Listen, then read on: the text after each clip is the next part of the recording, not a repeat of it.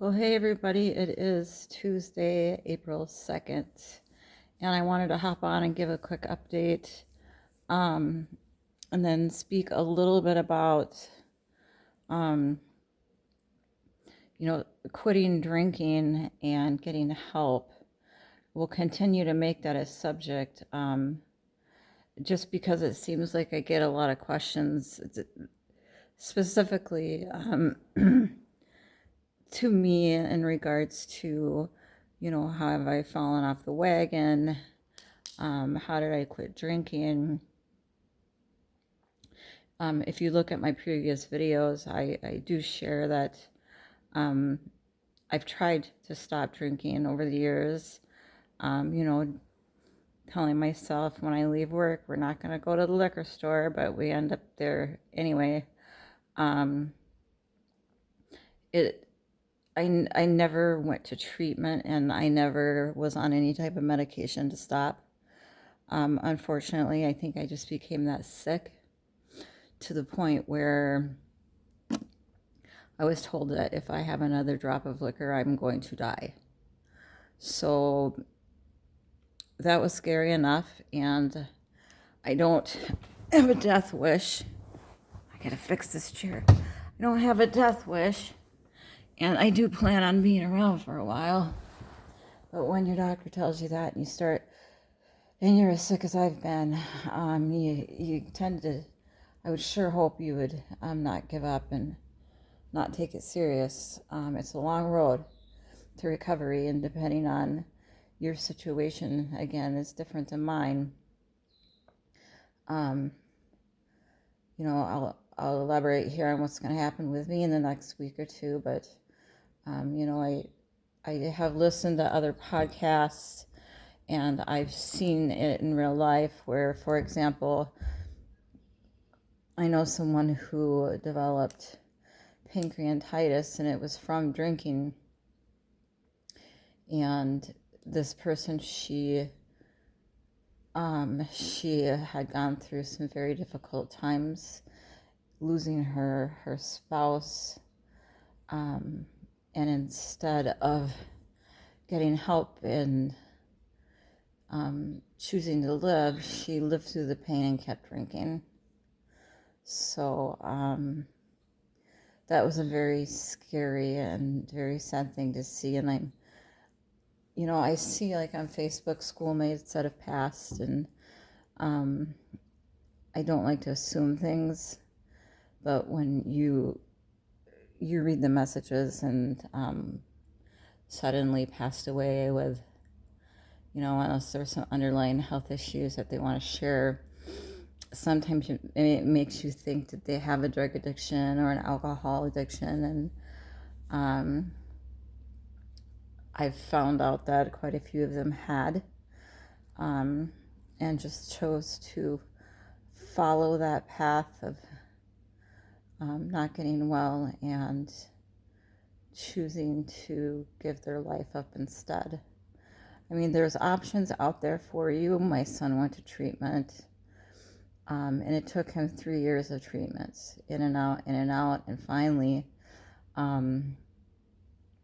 he was put into treatment, a very good program, a couple good ones in Minnesota. He was flown out to Florida for one treatment program and didn't complete it, and I feel like if he would have, he probably would have been successful at it. But for various reasons, he chose to come home. I would say if you are a long-term drinker and it is causing you health problems and you don't know how to stop, but you're willing to go into treatment, and I feel like in that situation it's probably a better place for you to be out of the here, the now, and be able to focus on yourself and get the help you need. I feel like long-term treatment, and I'm talking like 12 months of treatment. Most insurances will pay for that, along with making sure that you're getting the right medical help as well. I was fortunate enough again where I was able to stop. I just didn't stop at the right time. So, drinking like a pirate, I probably drank enough to kill a pirate. Pretty much killed my lure. So, now I'm dealing with that. My family's dealing with that.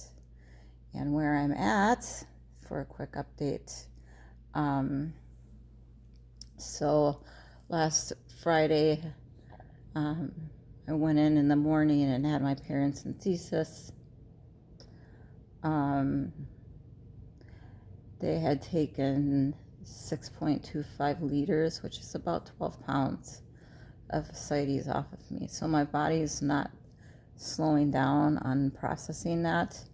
I am going to change my eating a little bit to focus solely on, I think I'm going to do more of the protein shakes, one in the morning, one at night. And then I don't eat much during the day, but I think nibbling on fruits and vegetables during the day is going to help. Staying away from salt. I'm still on a 200 milligram or 2,000 milligram a day salt intake. I'm swollen still. I started to swell up last week, and my legs hurt, and the ascites gets to be so much it needs somewhere to go, and some of that probably did go into my legs. The last several days I've not felt very well, and my entire legs have swelled up. It's gone down a little bit, but I can still push on my upper legs and leave indents in them. So my doctor wants me to just kind of prop my legs up for a couple days, and she told me to double up on my spirulactin, which helps control the water weight retention. So hopefully that helps, because I do have another para coming up this week, and I'm hoping they don't get quite as much as they did last time. That was brutal. My body still hurts.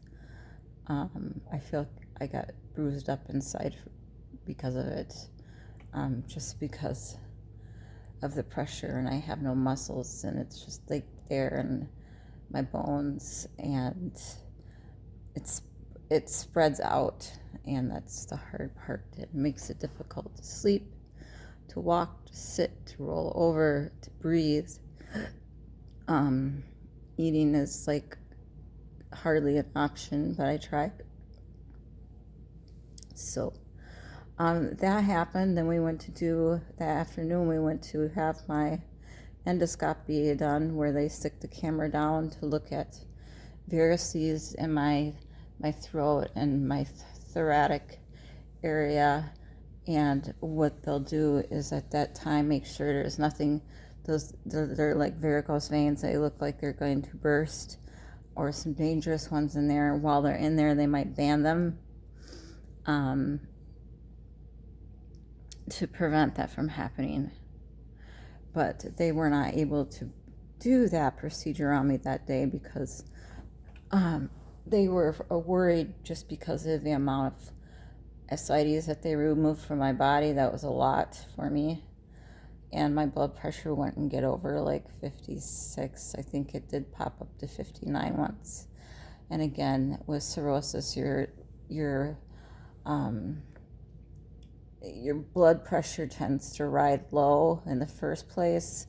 They actually have me on medication to help my blood pressure stay up. So I'm usually around 59, 60.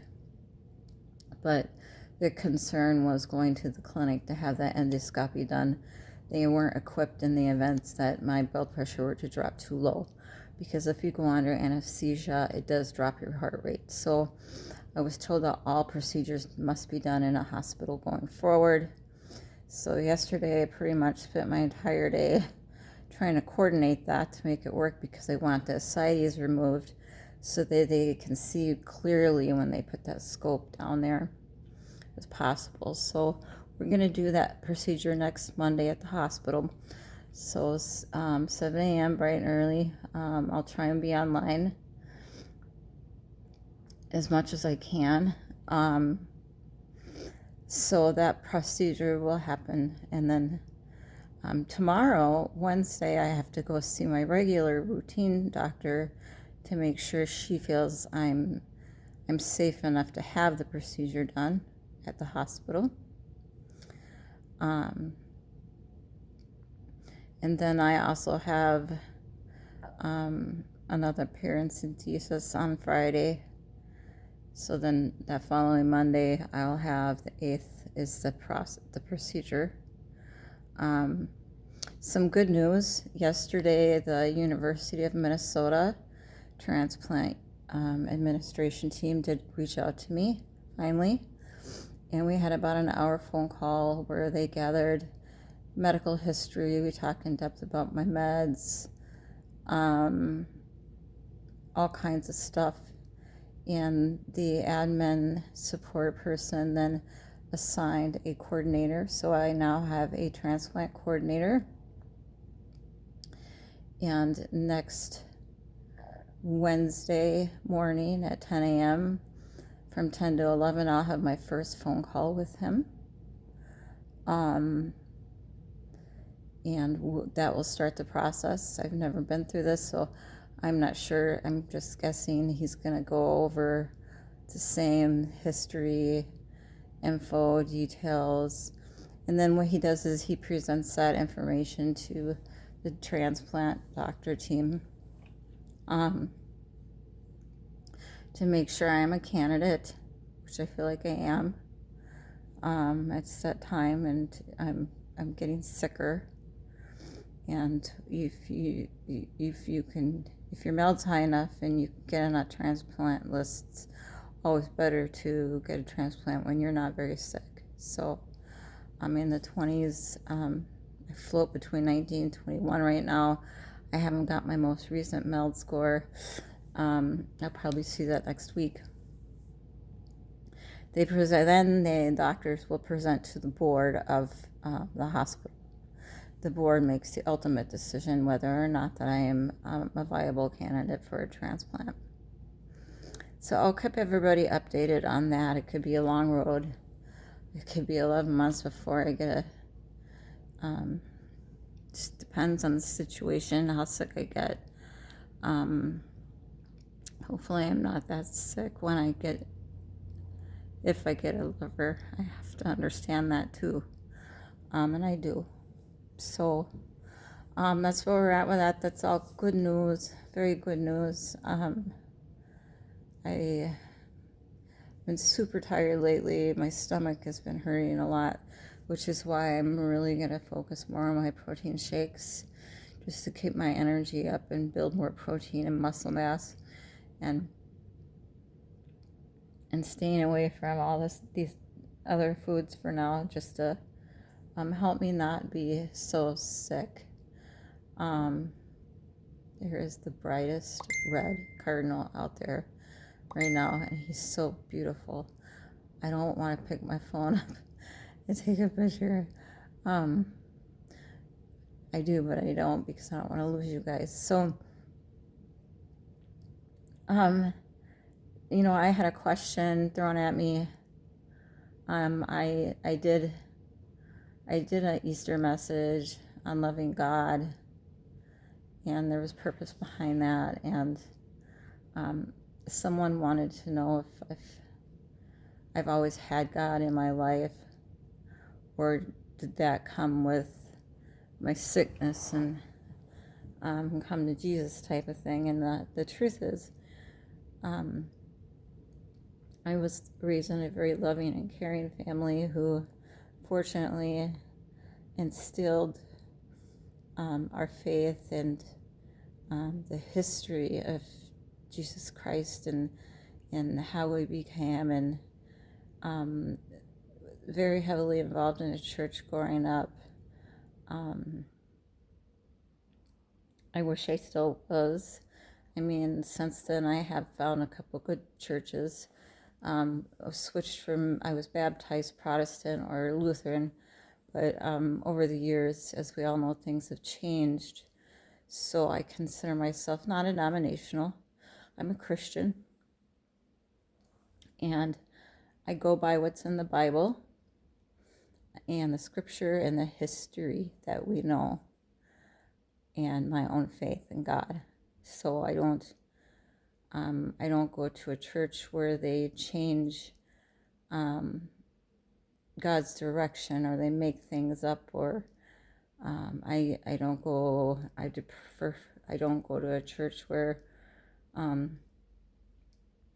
they speak different languages, and then how do you understand? And they instill different beliefs. I just go by the Bible, and I'm a Christian, and I have a very close relationship with God, and sometimes I feel Him more than others, but I know He's here, and I know He's helping.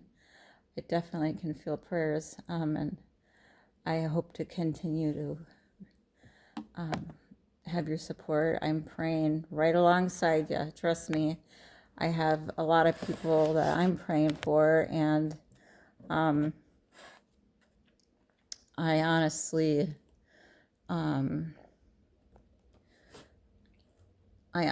hope that all the prayers help, and I know prayers in numbers do help. There are a few of you that watch my YouTube channel that have disclosed that they are in some really tough battles of their own, and you are in my prayers. And some friends and family that have things going on. I try not to miss everyone, but I'm always praying. It's just weird. And, I say thank you to God a lot, because I know that if it wasn't for Him, a lot of things wouldn't be happening that are so good in my life.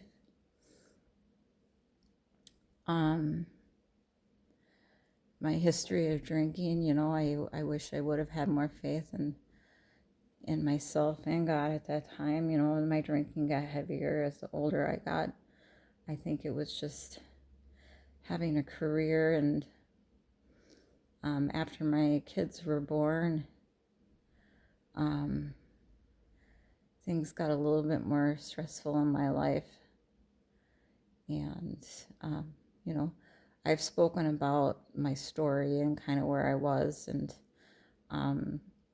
unfortunately, I was in a piss poor marriage, and I didn't have a lot of support. And I was forced to sometimes even work 2 jobs, being that I had an HR career with Target Corporation. I've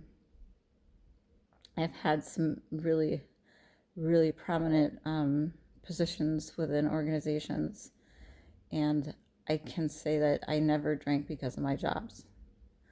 My jobs were probably ruined because of my drinking. They were. So if anybody has specific questions, I'd be more than happy to share those with you. My heavy drinking really didn't start until the 2000s.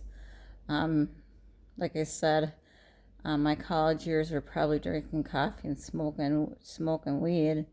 And then as I got into my careers and got older and had kids and had more freedom, introduced to the bars. And I think my first drink of choice was Bacardi, and from there it was Bacardi to wine to vodka, and vodka's always been one of my go-tos. And I can actually contribute that to where I'm at today,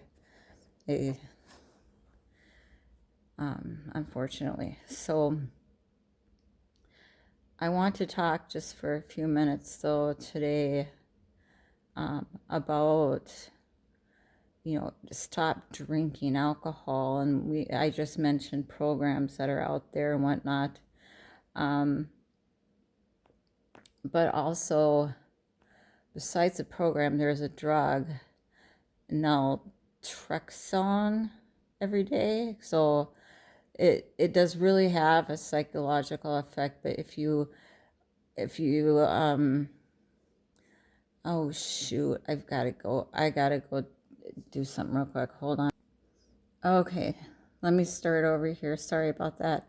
I needed to grab a charger for this thing or I'd lose you. So there is a drug called naltrexone, nal, naltrexone, I should have wrote it down, that you could, um, um,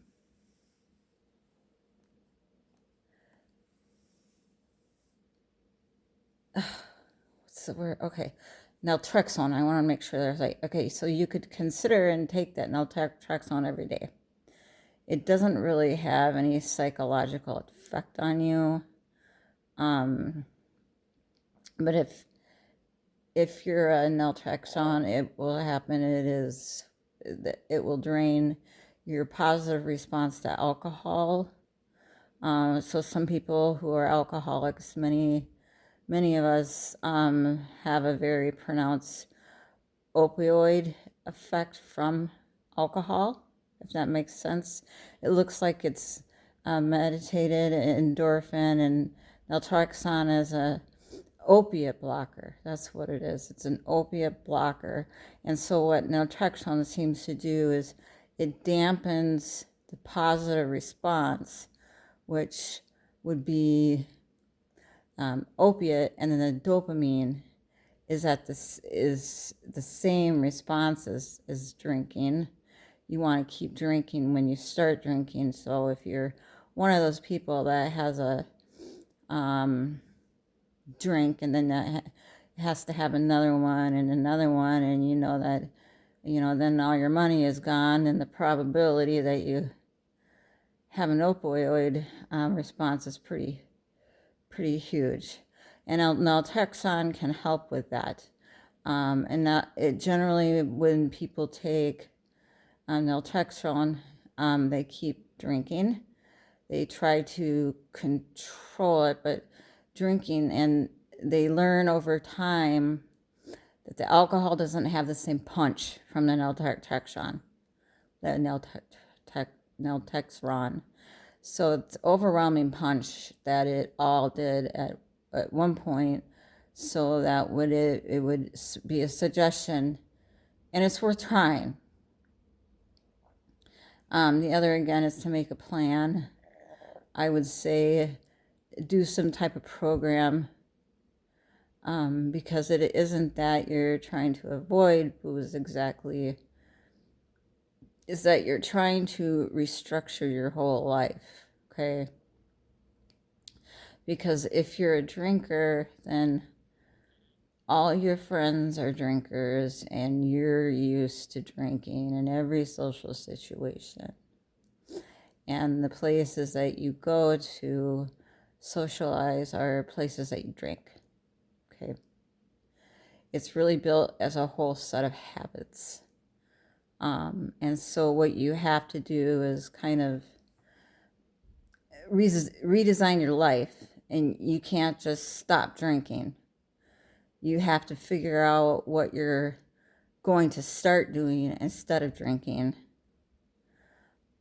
There's a hole that you have to fill. And the future, there's programs out there that will help you figure out what your life could look like in the absence of alcohol, and what kind of hell you could end up in as myself if you keep drinking, and causes all the problems that it causes.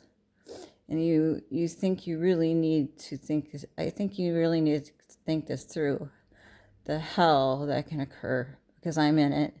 And you have to think now your life could be valuable without alcohol, so that you can be motivated enough to try to regulate it.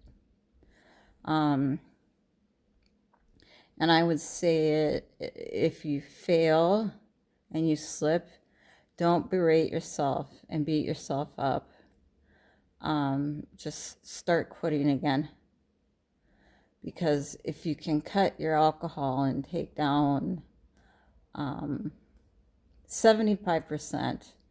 that's a hell of a lot better than zero, right?